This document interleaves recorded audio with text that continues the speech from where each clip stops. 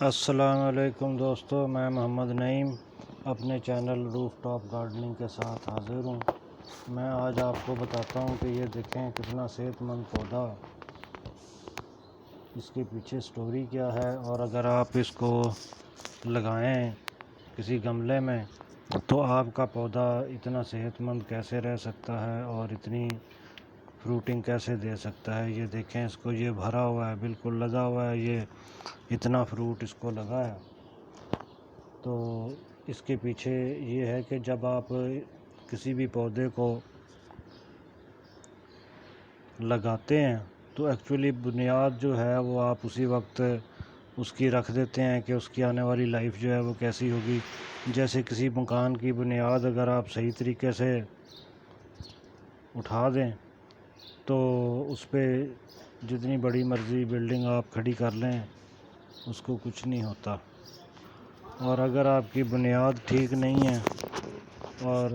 آپ نے اس کے اوپر جو مرضی بنا دیا تو وہ کسی بھی وقت جو ہے وہ آپ کو دھوکہ دے سکتی ہے۔ پودا لگانے سے پہلے ایک تو چیز کا خیال رکھیں کہ اس کا بیج خریدنے میں کبھی کنجوسی نہ کریں۔ بیج اس کا آپ نے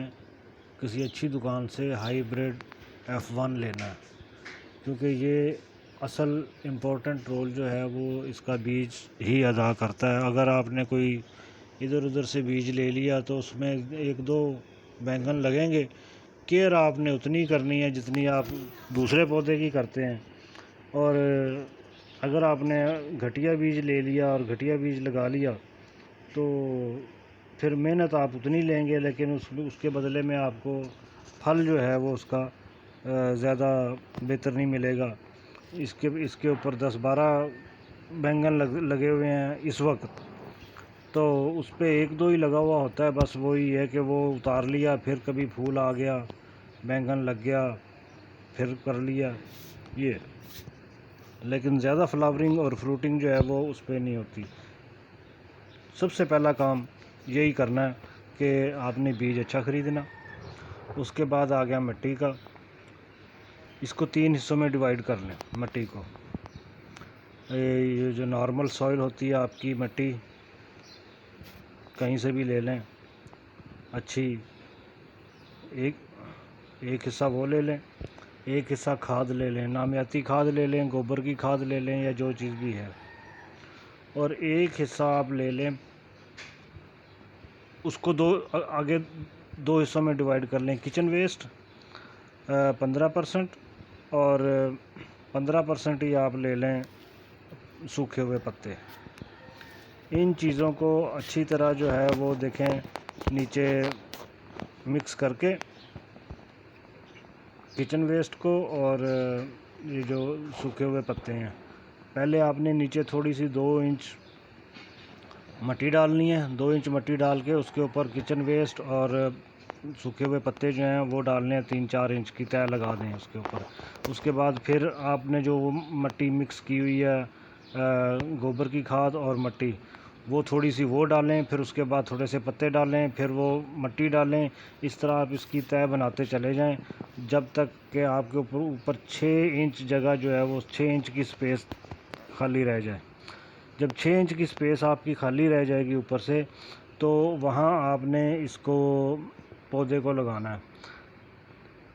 بیج سے پودا اگر آپ لیں گے تو آپ کو اس کو اگا کے تو تھوڑا بڑا کرنا پڑے گا، تو پھر آپ لگائیں گے، یا اگر نرسری میں سے آپ اس کی پنیری جو ہے وہ لے آتے ہیں کسی اچھے پودے کی، تو وہ آپ نے لگانی ہے۔ وہ لگا کے اس کے پھر چاروں طرف جو ہے وہ مٹی بھر دیں، عام جو آپ نے مکس کی ہے اس کی عام مٹی اور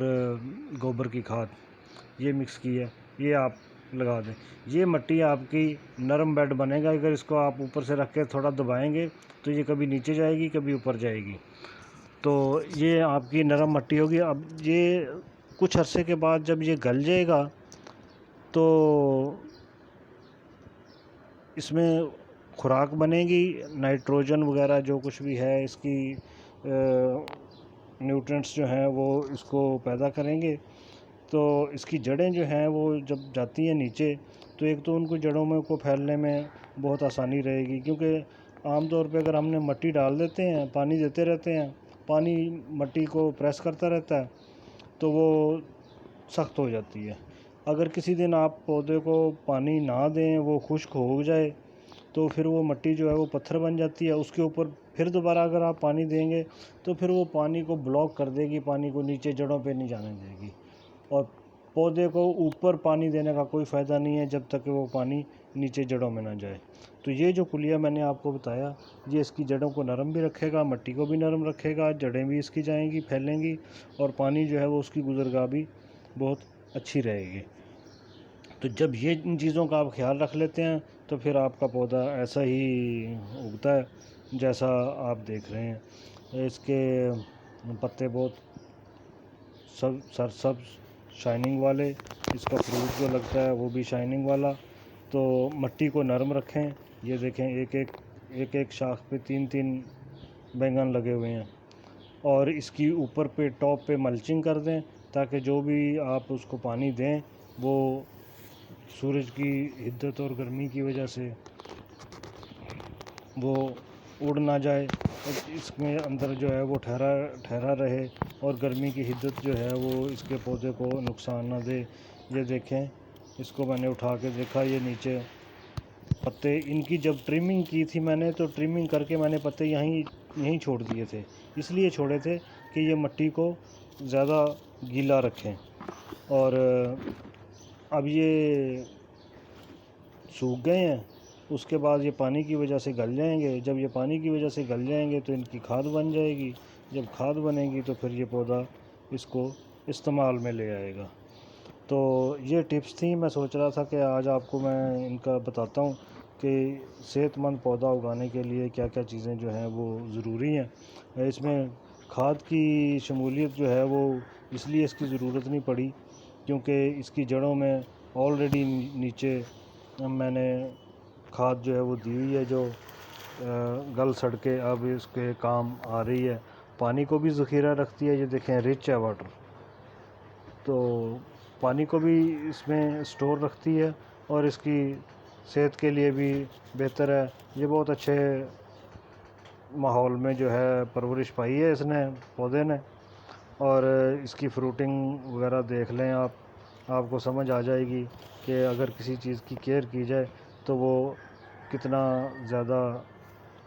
پھلتی بڑھتی ہے، اور آپ کو خوشی ہوگی جب بندہ اپنے پودا لگایا ہوا ہو اور اس کو ہارویسٹ کرتا ہے تو بندے کو ایک خوشی ہوتی ہے کہ میری محنت جو ہے وہ مجھے مل رہی ہے۔ تو اسی بات کے ساتھ میں آپ سے اجازت چاہتا ہوں، آئندہ کسی ویڈیو میں انشاءاللہ پھر حاضر ہوں گے، تب تک خدا حافظ۔